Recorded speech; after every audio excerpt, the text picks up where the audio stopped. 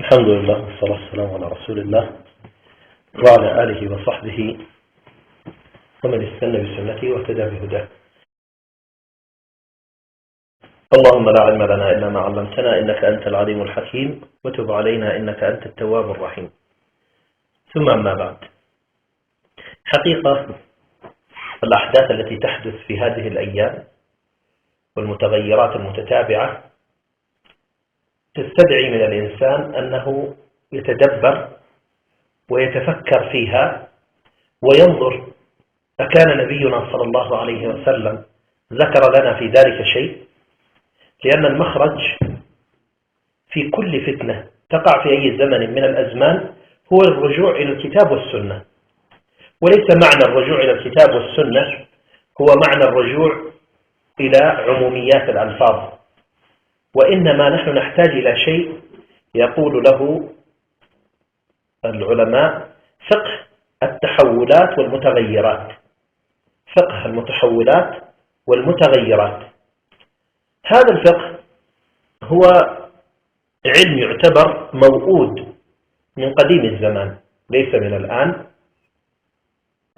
الصحابي الجليل أبو هريرة رضي الله عنه يقول: أوتيت من العلم وعاءين، أما أحدهما فقد بثثته، وأما الآخر فلو بثثته لذهبت سالفتي أو لقطع هذا البلعوم. المقصود من هذا أن هناك علمين: علم بالفقهيات والأحكام والعقائد، وعلم آخر الذي هو يخص القرار السياسي والنبوءات المستقبلية والشخصيات الميدانية الحاكمة وغيرها. هذا العلم من خاض فيه فعادة يتعرض إلى القتل أو السجن أو التطريد، وهو معنى قول أبو هريرة رضي الله عنه: لذهبت سالفتي. فهو علم قد وئد قديما، واستمر أيضا وأده بسبب التسييس في المراحل العلمية خاصة في زماننا، يعني في الجامعات وفي دور العلم والنشر وغيرها.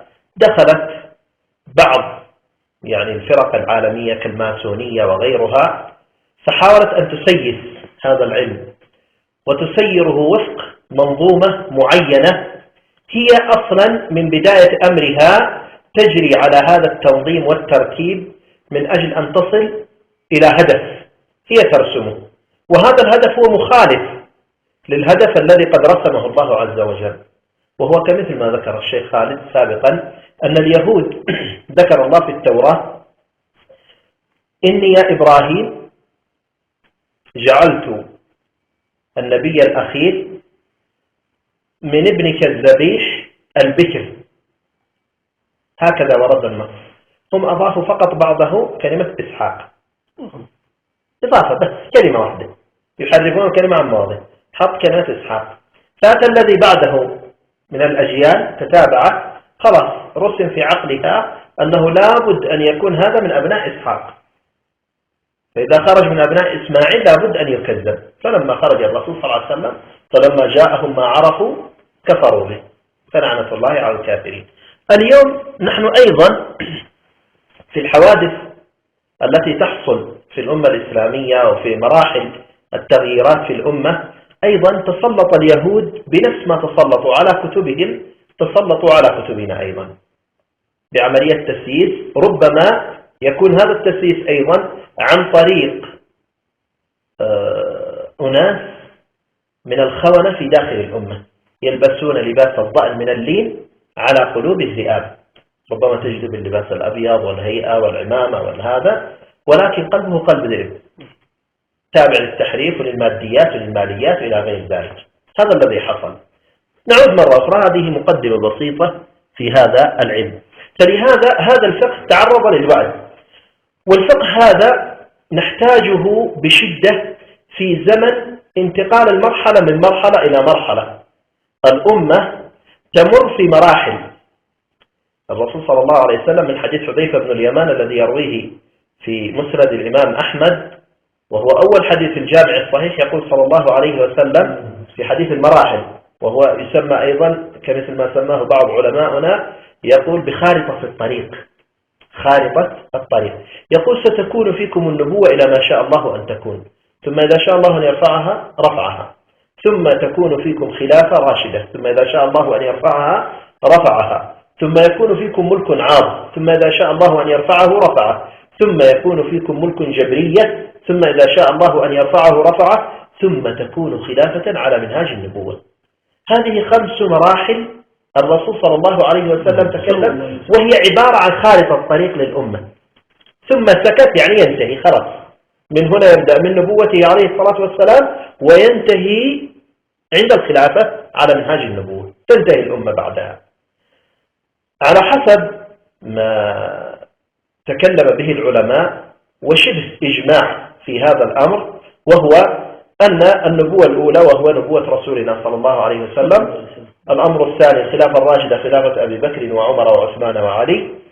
الأمر الثالث الملك العاض، وهو بداية من ملك بني أمية إلى الدولة العثمانية، وهذا يسمى بالعاض بمعنى الحرص، إذا الإنسان حرص على الشيء عض عليه، يعض عليه بأضراسه، فمعناه يعني انتقال الحكم من المرحلة الشوروية إلى المرحلة التوريثية، فيصبح الإنسان ما يورثه إلا لابنه، كمثل ما تحرص على متاع الدنيا والبيت والأثاث والمال وكذا، وما تعطيه لأحد إلا لابنك تورثه فقط.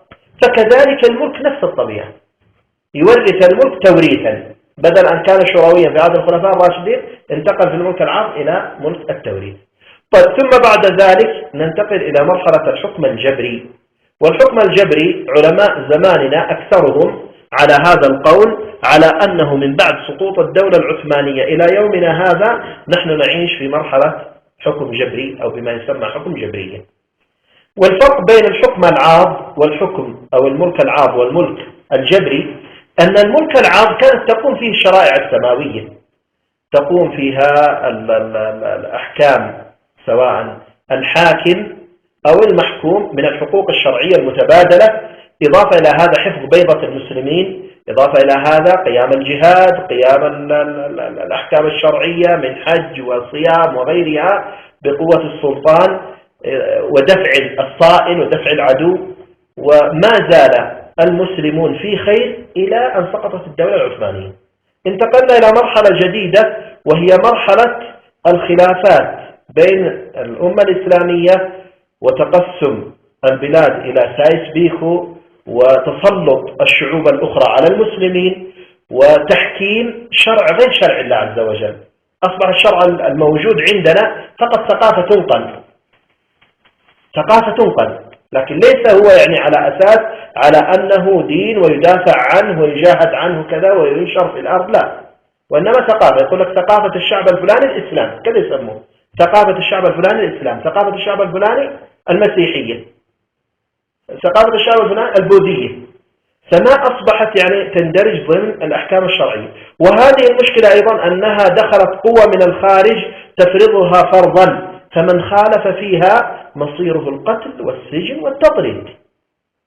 ولهذا الرسول صلى الله عليه وسلم أشار إلى هذه المرحلة بالذات في حديث خاص، وهو أيضا من حديث حذيفة بن اليمان فيما يرويه في كتاب صفة المهدي لأبي نعيم الأصفهاني. يقول صلى الله عليه وسلم: ويح هذه الأمة. شوف بدأها بأي كلمة؟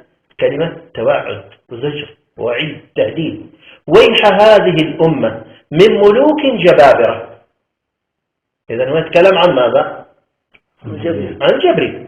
قال ملوك جبابرة، إذن يتكلم عن الحكم الجبري. طيب ما لهم يا رسول الله؟ قال ويح هذه الأمة من ملوك جبابرة كيف يقتلون ويخيفون المطيعين إلا من أظهر طاعتهم، فالمؤمن التقي يصانعهم بلسانه ويفر منهم بقلبه، ورواية ويفر منهم بدينه. فإذا أراد الله أن يعيد الإسلام عزيزا قصم كل جبار عنيد، وهو القادر على ما يشاء أن يصلح أمة بعد فسادها. ثم قال يا حذيفة: لو لم يبق من الدنيا إلا يوم لطول الله ذلك اليوم حتى يخرج فيه رجل من أهل بيتي تجري الملاحم على يديه، لا يخلف الله وعده وسريع الحساب. نعود مرة أخرى للحديث معاني. يقول ويح هذه الأمة من ملوك جبابرة، ماذا يفعلون يا رسول الله؟ قال يقتلون ويخيفون المطيعين. إذن لابد لنا أن نعرف أولا لفظة المطيع. مطيعين من مصدر طاعة، يطيع طاعة، فمطيع معناه المطيع لله والرسول. هذا ما تعارف عليه أهل الإسلام. طالما أن الحديث يخرج من المشكاة النبوية من رسول الله صلى الله عليه وسلم، فإذا يتكلم عن طاعة أهل الإسلام. طاعة أهل الإسلام هي الطاعة لله والرسول. فالمطيع لله والرسول مصيره القتل والتشريد والتطريد. طيب كيف وهو مطيع يفعل به هذا الفعل؟ قال إلا استثنائية من أظهر طاعتهم ضميرية رجع عليهم طاعتهم. إذا دل بالضمير طالما أنه رجع عليهم أن معهم طاعة غير طاعة الله والرسول.